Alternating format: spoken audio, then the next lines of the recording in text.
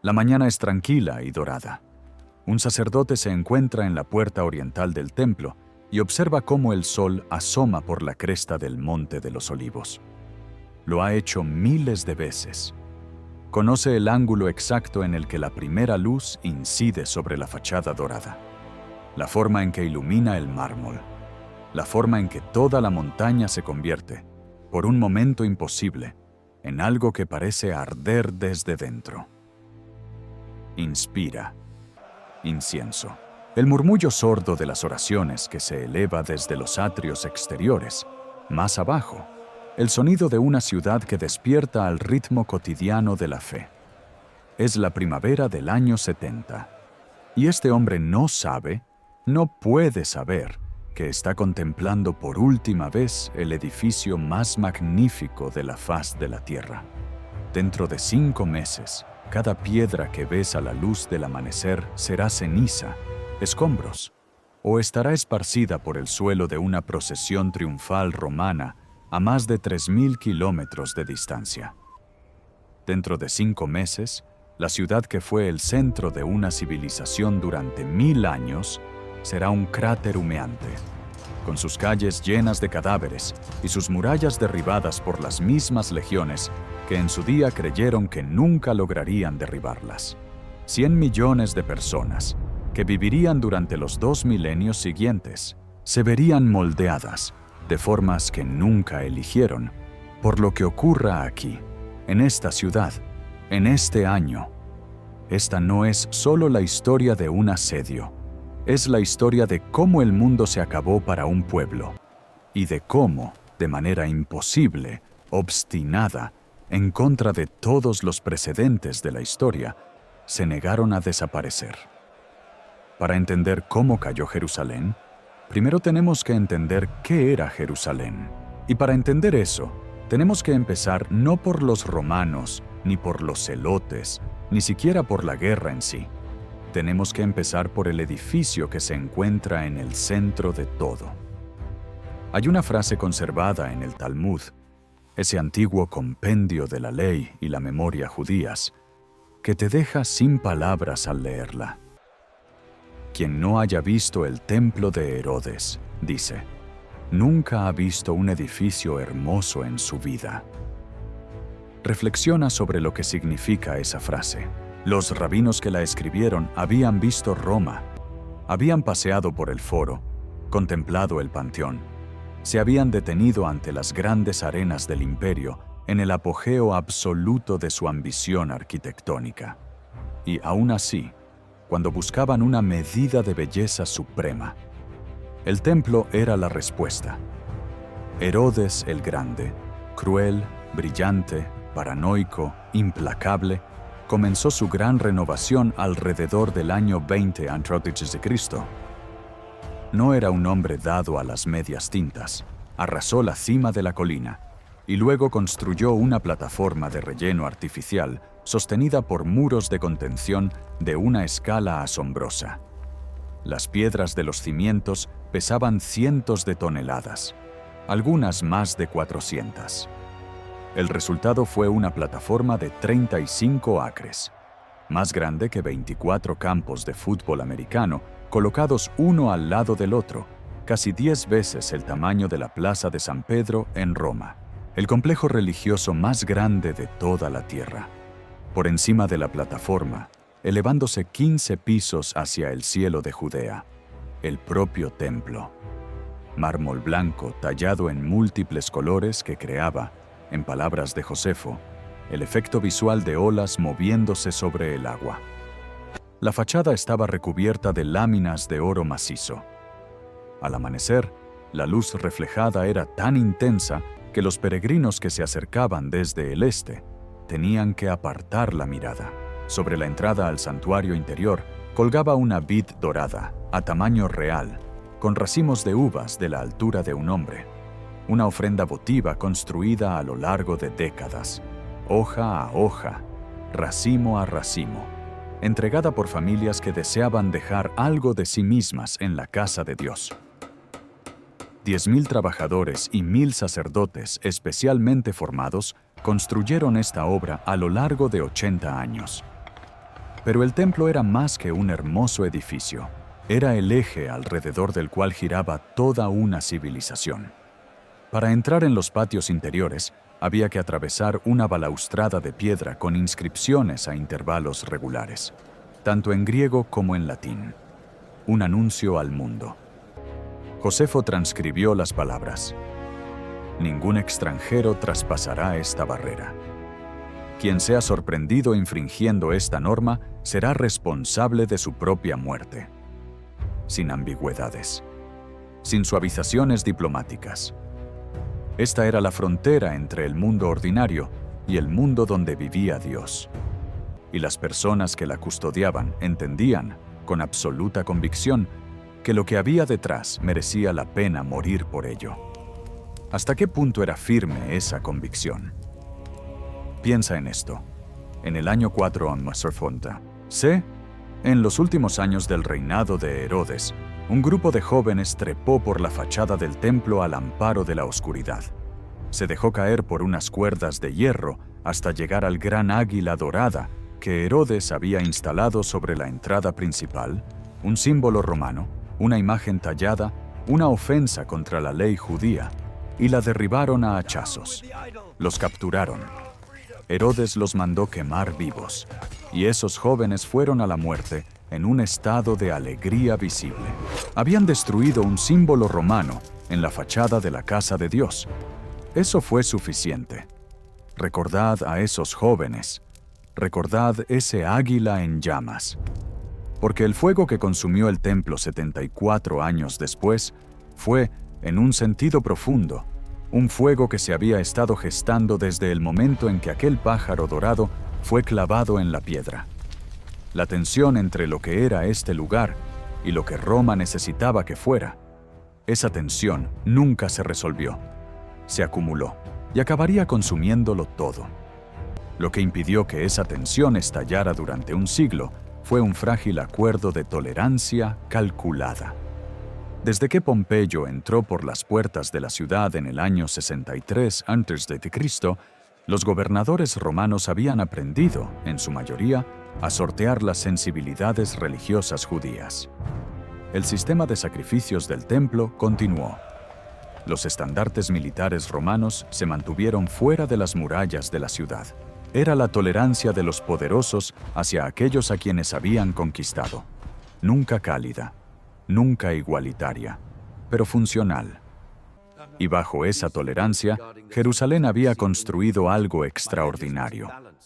Una ciudad que funcionaba como el corazón palpitante de toda una civilización mundial. Comerciantes que habían crecido en los callejones de Cartago. Eruditos que habían pasado sus vidas en las salas de estudio de Babilonia. Pescadores de Galilea que nunca habían salido de sus pueblos. 3 veces al año, todos acudían allí. Y cuando llegaban y alzaban la vista hacia el templo resplandeciente sobre su plataforma, comprendían, por primera vez en sus vidas, con el cuerpo más que con la mente, lo que realmente significaban las oraciones que habían recitado desde la infancia. El templo hacía visible lo invisible, hacía físico lo abstracto. Era el único lugar del mundo donde la distancia entre lo humano y lo divino se desvanecía por completo. 3 veces al año, la diáspora regresaba a casa. Ese mundo se había sostenido durante generaciones. Desde dentro, parecía que podría durar para siempre. Lo que nadie dentro de las murallas de Jerusalén estaba dispuesto a ver era el elemento de ese mundo que no era en absoluto un cimiento. Era una falla. Para el año 66, Jerusalén se había convertido en una olla a presión sin válvula de escape. El gobernador Gessius Florus ordenó que se retiraran 17 talentos del tesoro del templo, dinero consagrado a Dios, confiscado para pagar una deuda al César. Cuando estallaron las protestas, sus soldados entraron en la plaza del mercado con las espadas desenvainadas. Murieron miles de personas, incluidos ciudadanos romanos. Entonces Florus abandonó la ciudad. Simplemente se marchó. El insulto fue tan absoluto, tan deliberado, que incluso los líderes judíos moderados que habían dedicado sus carreras a abogar por el compromiso se quedaron en silencio. ¿Qué quedaba por decir? La revuelta que siguió no fue inevitable. Fue una elección. Pero se tomó en un momento en el que ya no quedaba ninguna alternativa razonable. Y lo que convirtió esa elección en catastrófica no fue Roma, sino lo que ya estaba ocurriendo dentro de las murallas de Jerusalén. Habían surgido 3 facciones principales, cada una con sus propios hombres armados, su propia teología y su propia definición de lo que significaba la liberación. Los celotes al mando de Eleazar ben Simón, Juan de Giscala y sus comandantes, Simón bar Giora, con la mayor fuerza de combate de la ciudad. Estos 3 hombres se odiaban entre sí casi tanto como odiaban a Roma. Sus combatientes se mataban entre sí en las calles. Las voces moderadas que pedían la negociación fueron asesinadas por sus propios compatriotas. Y fue esta guerra interna la que provocó el acto que, más que cualquier decisión romana, selló el destino de Jerusalén. Una mañana de invierno, antes de que el ejército romano apareciera en el horizonte, Juan de Giscala quemó el grano. Las enormes reservas de provisiones acumuladas precisamente para un largo asedio, suficientes, según escribe Josefo en la Guerra Judía, para mantener a toda la ciudad durante años, suficientes para resistir cualquier asedio que Roma pudiera mantener, fueron incendiadas deliberadamente como arma de coacción entre facciones. El humo de esos graneros se elevó sobre Jerusalén en el invierno del 69. No fueron los romanos quienes hicieron inevitable la hambruna. Fue la propia Jerusalén. Y cuando ese humo se extendió sobre las colinas de Judea, se dirigió hacia un comandante romano que había estado observando y esperando, y que finalmente comprendió que la ciudad a la que había venido a destruir ya se estaba destruyendo a sí misma.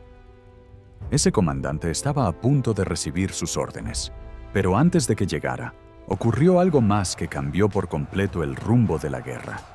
Algo que explicaba por qué la gente dentro de las murallas de Jerusalén creía, con una base racional genuina, que podían ganar.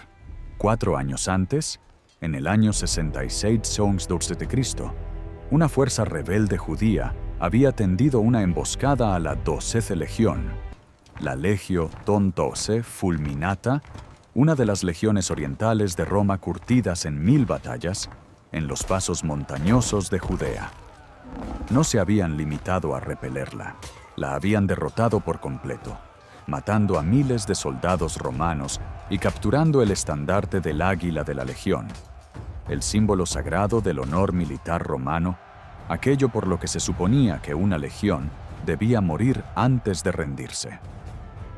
La 12ª regresó a casa sin su águila. El comandante murió en desgracia.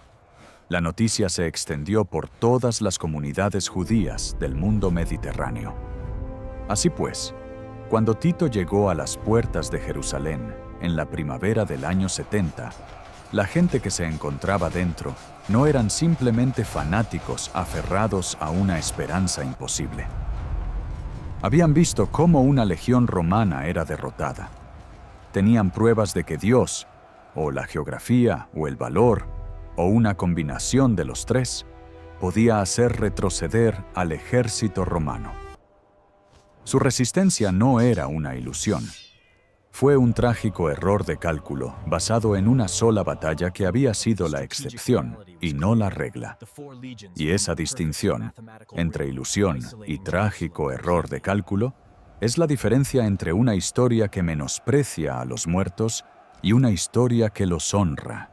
A principios de la primavera del año 70 d.C., Tito reunió en Cesarea la fuerza militar más formidable que el Imperio Oriental había desplegado en una generación: 4 legiones, entre ellas la propia 12, que regresaba bajo un nuevo comandante con 4 años de humillación que borrar.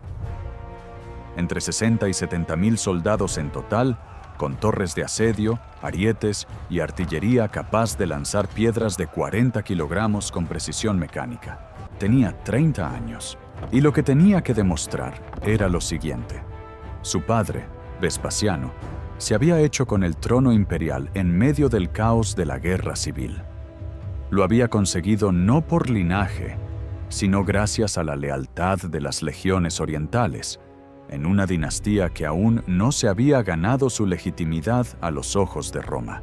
La familia Flavia necesitaba una victoria decisiva, una conquista tan total y tan visible que Roma los aceptara como los legítimos herederos de todo lo que Augusto había construido.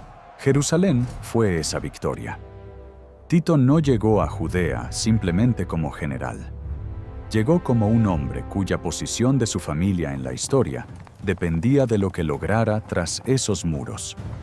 Su segundo al mando era un hombre llamado Tiberio Julio Alejandro, sobrino de Filón de Alejandría, el mayor filósofo judío de su época. Nacido en una de las familias judías más prominentes del imperio, un hombre que había renunciado por completo al judaísmo para ascender en la jerarquía militar romana. Ahora era el comandante adjunto del ejército a punto de destruir el templo de su propio pueblo. La historia no recoge si Tiberio Julio Alejandro sintió algo cuando comenzó el asedio, ni si permaneció despierto en la tienda de mando romana, escuchando los ruidos que provenían del interior de las murallas. Lo que sí recoge la historia es su nombre en las órdenes militares, un nieto de Israel, planificando el asalto a Jerusalén. El 14 de abril del año 70 d.C., durante la Pascua, la fiesta que conmemoraba la liberación del pueblo judío de Egipto por parte de Dios, Tito llegó ante las murallas de Jerusalén. Permitió a los peregrinos entrar en la ciudad para la festividad. Se negó a dejarlos salir.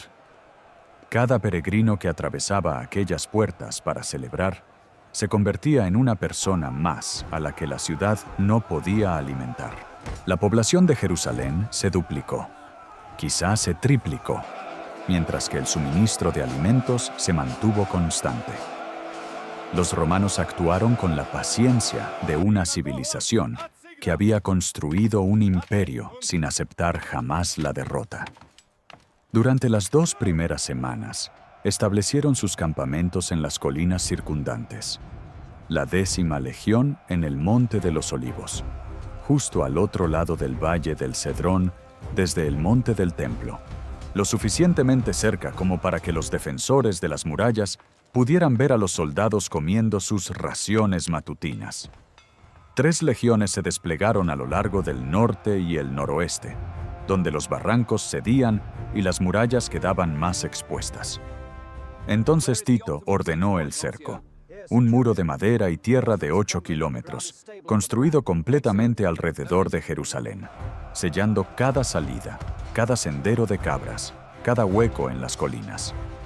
La comida que había dentro de Jerusalén era ahora todo lo que habría jamás dentro de Jerusalén, y como los graneros habían sido quemados, las matemáticas de lo que seguiría estaban ya decididas. En la 3ª semana del asedio, empezaron a aparecer los primeros cadáveres en las calles. No eran cadáveres de la lucha, eran cadáveres de hambre.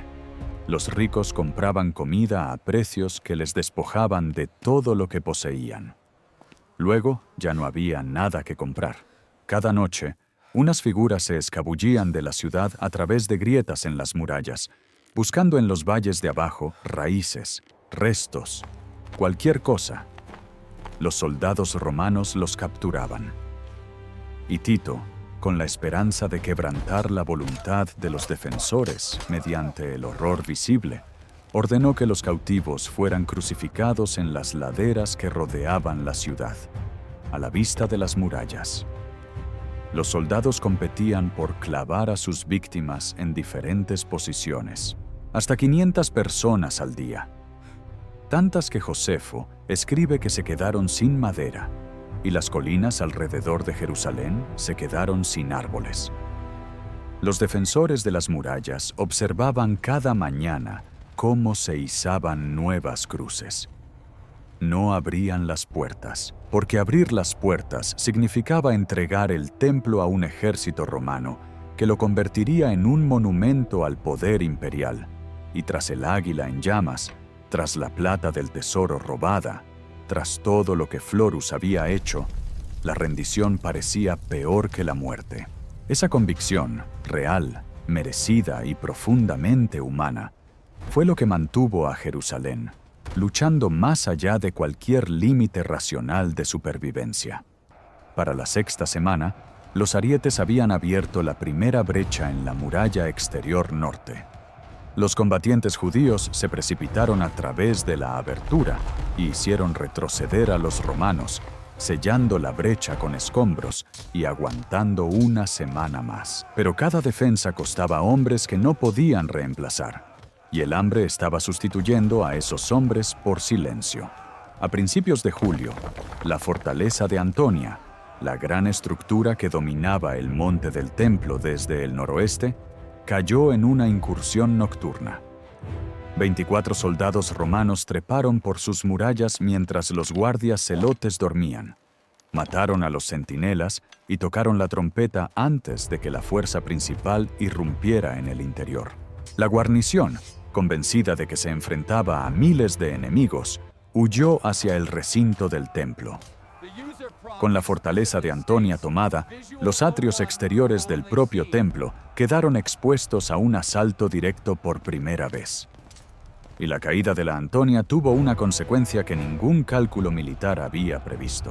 Las ofrendas sacrificiales diarias, que habían continuado sin interrupción durante todas las semanas del asedio, a pesar del hambre, del estruendo de las piedras de las catapultas sobre sus cabezas, a pesar de todo, ya no podían mantenerse. A los sacerdotes no les quedaba nada que sacrificar. Los corderos se habían acabado.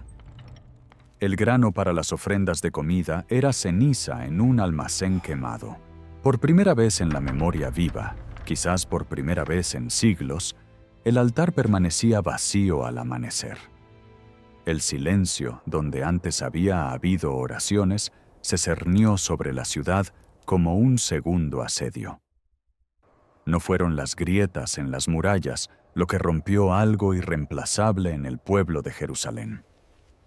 Fue este silencio, porque las murallas eran de piedra y en teoría podían reconstruirse. Pero la interrupción del sacrificio significaba, para cada persona dentro de esas murallas, que la protección por la que lo habían apostado, todo, había desaparecido. Que el edificio por el que estaban muriendo ya había, en el único sentido que importaba, dejado de existir. Fue en este silencio, en las últimas semanas antes del 9 de Av, cuando la hambruna alcanzó su punto álgido. Josefo va construyendo la historia con cuidado. Las calles atestadas de cadáveres que nadie tiene fuerzas para mover. Los niños demasiado débiles para llorar. Los barrios sumidos en un silencio absoluto. Antes de contar lo que le sucedió a una mujer llamada María, de Betesuba, en el distrito de Perea. Ella había huido a Jerusalén con la oleada de refugiados, llevando a su bebé lactante. Todo lo que había traído le había sido arrebatado por los soldados de las facciones que saqueaban las casas de los civiles en busca de las últimas migajas de comida. No tenía nada. Llevaba semanas sin nada. Y en la extrema hambruna, más allá del punto en que la mente funciona de la forma que reconocemos como humana, mató a su hijo. Cocinó la mitad de él. Se lo comió. Cuando llegaron los soldados, atraídos por el olor de algo que se cocinaba en un edificio donde no debería haberse estado cocinando nada, ella les ofreció lo que quedaba. Los soldados huyeron. La historia se extendió por Jerusalén a la velocidad del fuego. Incluso llegó al campamento romano. Se dice que incluso Tito afirmó que Dios mismo estaba ejerciendo su juicio contra una ciudad que había dado lugar a tales cosas. una declaración que servía a su propaganda, al tiempo que era, a su manera, un reconocimiento de que lo que estaba ocurriendo dentro de aquellas murallas había ido más allá de lo que cualquier ejército pudiera atribuirse como causa.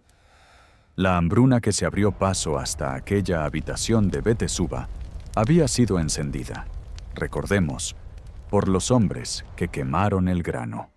En la mañana del 9º día del mes hebreo de Av, la misma fecha, según el calendario judío, en la que el primer templo había ardido bajo Nabucodonosor 656 años antes, el segundo templo se incendió. ¿Quién dio la orden? ¿Quién lanzó la primera antorcha?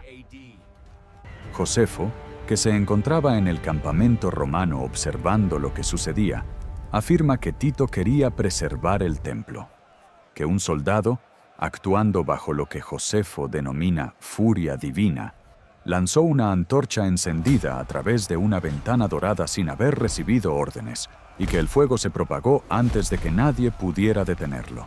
Según este relato, el propio Tito entró corriendo en el recinto en llamas, gritando a sus hombres que apagaran el fuego. Sulpicio Severo, basándose en lo que los estudiosos creen que eran las secciones perdidas de Tácito, ofrece un relato diferente. Que Tito convocó un consejo de guerra y abogó por la destrucción deliberada del templo, razonando que eliminar el centro sagrado tanto del judaísmo como del cristianismo naciente cortaría de raíz ambos movimientos a la vez. Esto es lo que sugieren las pruebas cuando se leen con honestidad. Un comandante que realmente quería salvar el templo disponía de 60.000 soldados y de todos los instrumentos de la disciplina romana para hacerlo. Podría haber acordonado el edificio y despejado los patios con la misma eficiencia con la que había construido una muralla de 8 kilómetros en 3 días. No lo hizo. El fuego ardió durante horas. Ya fuera que la primera antorcha fuera un accidente o una orden, Tito no hizo ningún esfuerzo serio por impedir lo que siguió, y el resultado sirvió completamente a los propósitos de la dinastía Flavia. El fuego avanzó por las columnatas y galerías con una velocidad que a todos los que lo presenciaban les pareció algo más allá de lo meramente físico. El cedro y el pino rugían con una luz anaranjada visible a kilómetros de distancia. El gran patio de los gentiles, por donde habían caminado peregrinos de todas las naciones durante generaciones, se convirtió en un infierno. Los combatientes judíos que habían mantenido sus posiciones durante meses de asedio se desmoronaron por completo cuando las llamas alcanzaron los patios interiores. Se arrojaron al fuego. Cargaron contra las posiciones romanas sin escudos, sin formación, sin pensar en sobrevivir. No quedaba nada por lo que sobrevivir. El oro se derritió con el calor y corrió en chorros entre las losas del pavimento, adentrándose en las grietas de los cimientos. Cuando el fuego se enfrió, los soldados romanos tomaron martillos y levantaron cada piedra que quedaba para recuperar lo que se había acumulado allí. Y al hacerlo, cumplieron, literalmente piedra a piedra, una profecía pronunciada 40 años antes por un maestro galileo que había caminado por esos mismos patios. No quedará piedra sobre piedra. En el tesoro y los almacenes interiores, entre todo el humo y la ruina, algunos objetos habían sobrevivido. Los soldados romanos que los encontraron comprendieron de inmediato que no se trataba de un botín de guerra cualquiera. Un candelabro de 7 brazos, fundido en oro macizo, de casi 2 metros de altura, la menorá del templo, la mesa de oro del pan de la proposición, las trompetas de plata que habían convocado al pueblo al culto durante generaciones. Estos objetos no fueron fundidos, fueron sacados del recinto en llamas y entregados personalmente a Tito. A principios de septiembre, la ciudad alta había sido tomada calle por calle, y Tito dio su orden final.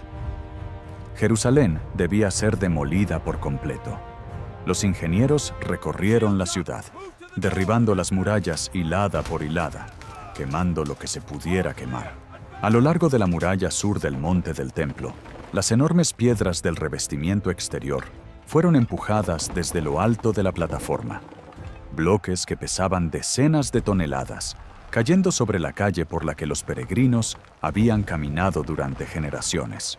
De la arquitectura de la ciudad, Tito conservó solo 3 torres: Hípico, Fasael y Mariamne, los restos del palacio de Herodes. Esas piedras siguen allí. Hoy yacen en esa calle, en la misma posición en la que cayeron la mañana en que fueron empujadas, con los adoquines que había debajo de ellas destrozados por el impacto, intactas desde hace casi 2000 años. Puedes pararte junto a ellas. Puedes poner la mano sobre una piedra que cayó una mañana concreta de septiembre del año 70. Aquí la historia no es una metáfora, es peso. Josefo calcula que hubo 1,1 millones de muertos durante el asedio. Los historiadores actuales creen que la cifra fue menor, quizás entre 300 y 600 mil, pero sin duda catastrófica, dada la población que se encontraba encerrada dentro de las murallas durante la Pascua. 97.000 supervivientes fueron hechos prisioneros. Los más altos y apuestos fueron apartados para la procesión triunfal.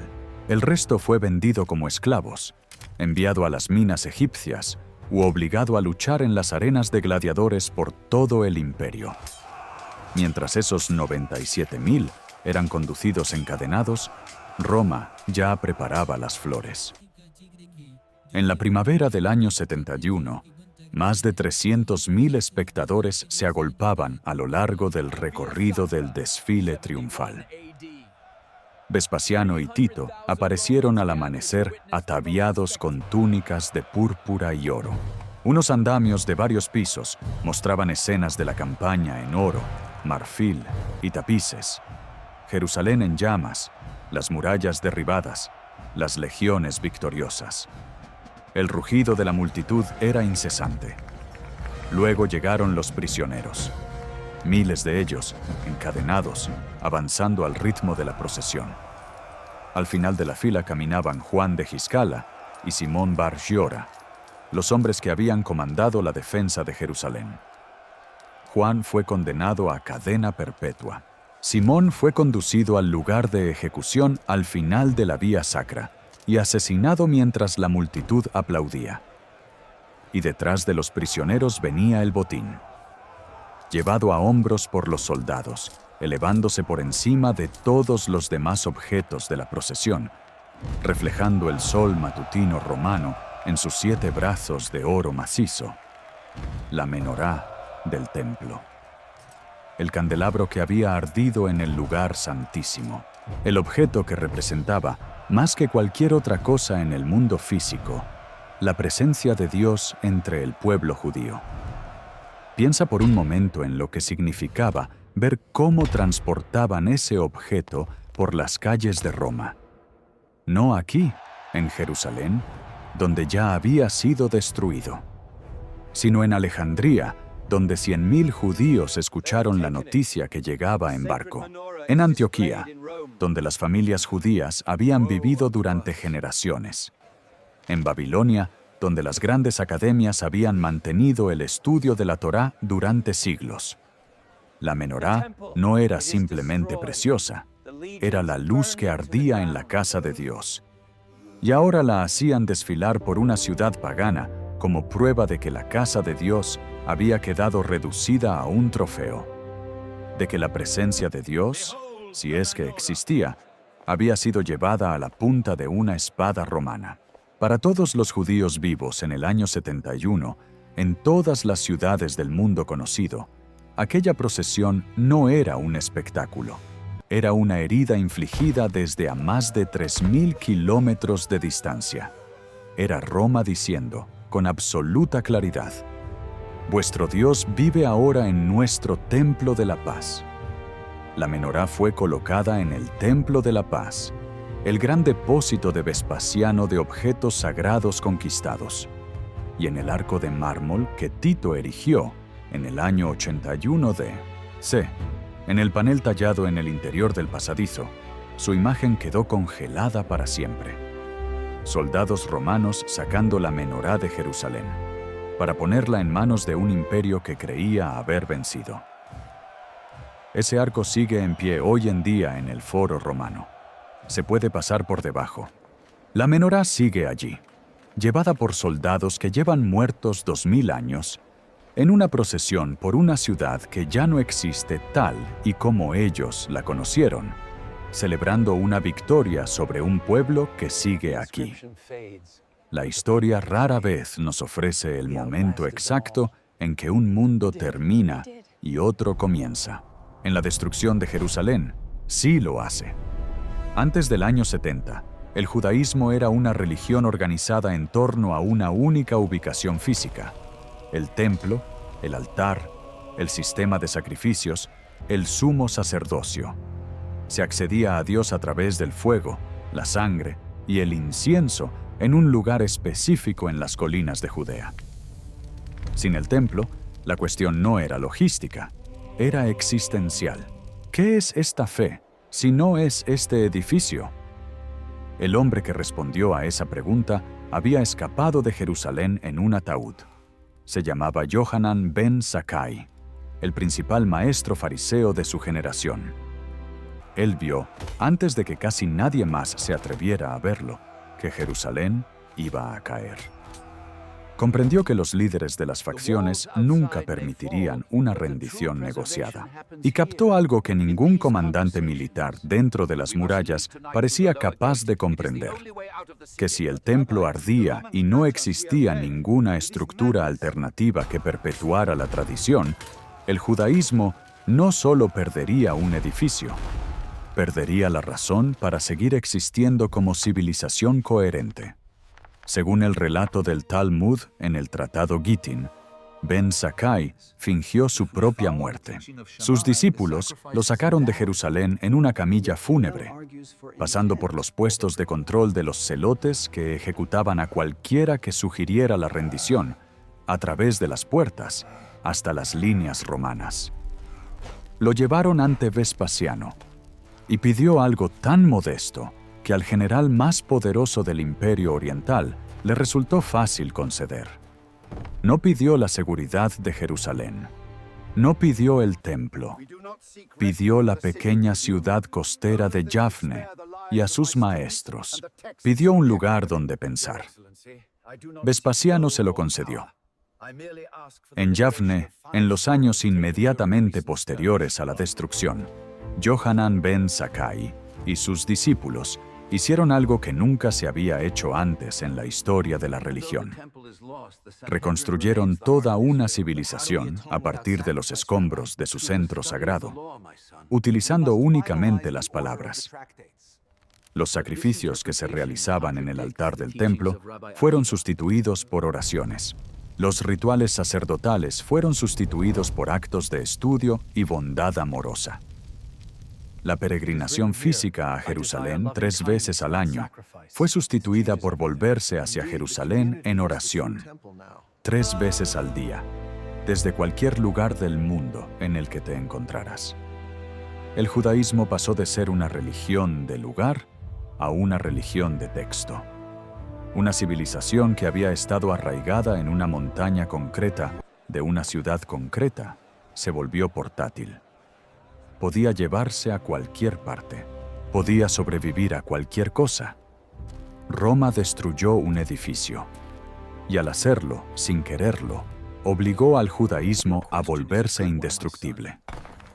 Las tradiciones orales que los fariseos habían mantenido durante generaciones se convirtieron en la Mishnah. La Mishnah se convirtió en la base de los 2 Talmuds. Estos se convirtieron en los libros que acompañaron al pueblo judío a lo largo de todos los exilios posteriores, por Alejandría, Toledo, Córdoba, Varsovia y Vilna, a través de todas las catástrofes que la historia tenía reservadas durante los siguientes 2000 años. Pero el coste fue real.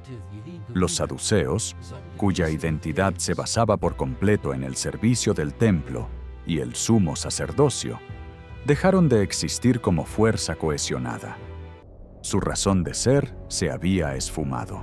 El incipiente movimiento cristiano extrajo de la destrucción una conclusión teológica que resonaría durante siglos, que la caída del templo confirmaba un nuevo pacto que sustituía al antiguo.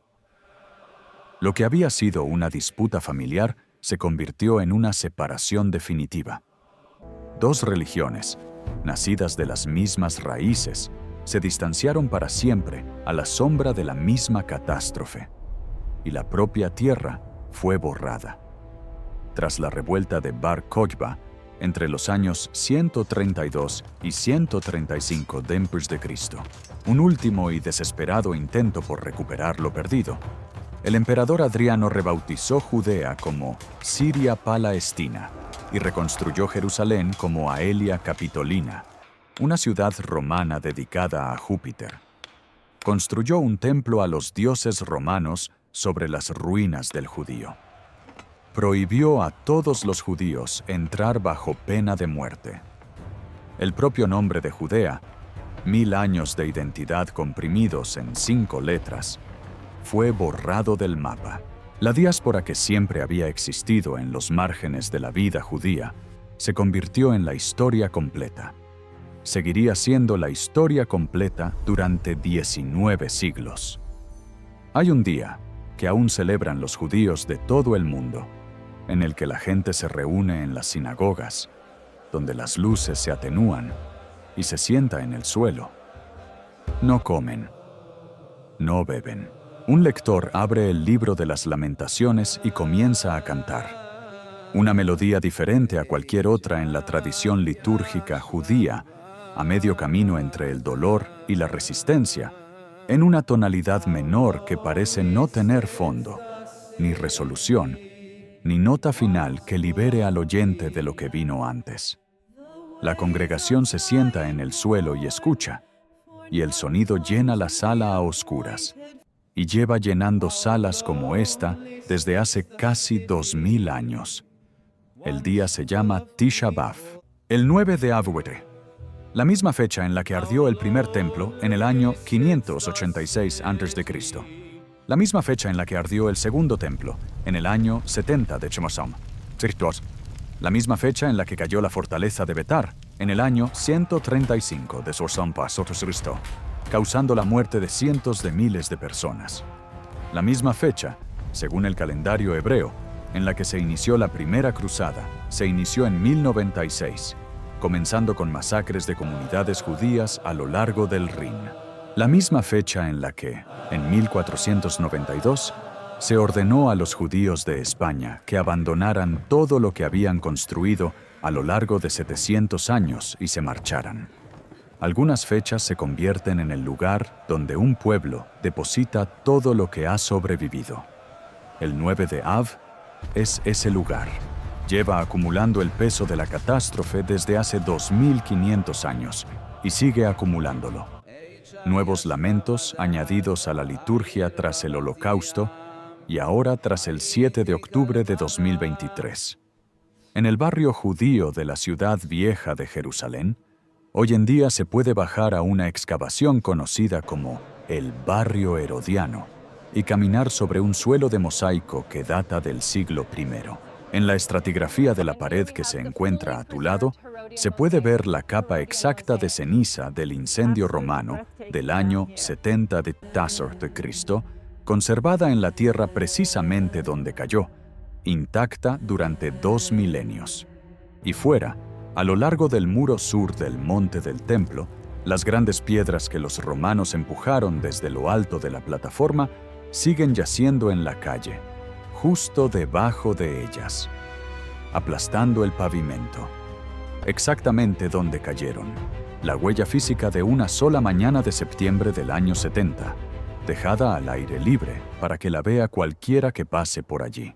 El Muro de las Lamentaciones, el único vestigio que queda de la gran plataforma de Herodes, ha sido un lugar de oración judía durante al menos 15 siglos. La gente introduce trocitos de papel doblados en sus grietas, apoyan la frente contra la piedra y cierran los ojos. 3 veces al año, las mismas 3 veces al año en que los peregrinos subían antaño por este camino al son de las trompetas de plata. Enormes multitudes se reúnen ante el muro y miran hacia el mismo cielo que aquel sacerdote contempló la mañana en que comenzó esta historia. Él miraba el templo y no sabía lo que se avecinaba. Ellos se paran ante el muro y saben exactamente lo que sucedió, y vienen de todos modos. Ese acto, presentarse a los pies de lo que fue destruido, siglo tras siglo, generación tras generación, es quizás la definición más precisa que existe de lo que significa negarse a ser acabado. Y el arco de Tito sigue en pie en el Foro Romano. Existe una tradición, observada desde la Edad Media, según la cual los judíos no lo atraviesan. Lo rodean. Tras la creación del Estado de Israel en 1948, algunas comunidades comenzaron a atravesar el arco mirando hacia atrás, pasando por debajo del relieve tallado de la menorá al revés, como un gesto de retorno. Del tiempo avanzando en una dirección que Roma nunca imaginó. Los imperios perecen, los arcos permanecen, y las personas que sobrevivieron a esta ciudad, a este fuego, a este silencio, a este borrado, construyeron, lloraron, recordaron y resistieron. No porque la historia fuera benévola, no porque Dios enviara fuego del cielo en el último momento, tal y como los falsos profetas habían prometido desde el tejado del templo, sino porque un hombre escapó en un ataúd y pidió una sala llena de maestros y comprendió, entre los escombros de todo, que una civilización vive mientras se niegue a dejar de transmitirse a sí misma. Lo que se perdió se puede comprender. Lo que se rompió se puede estudiar. Y lo que se olvidó se puede reconstruir. Nos vemos en la próxima era.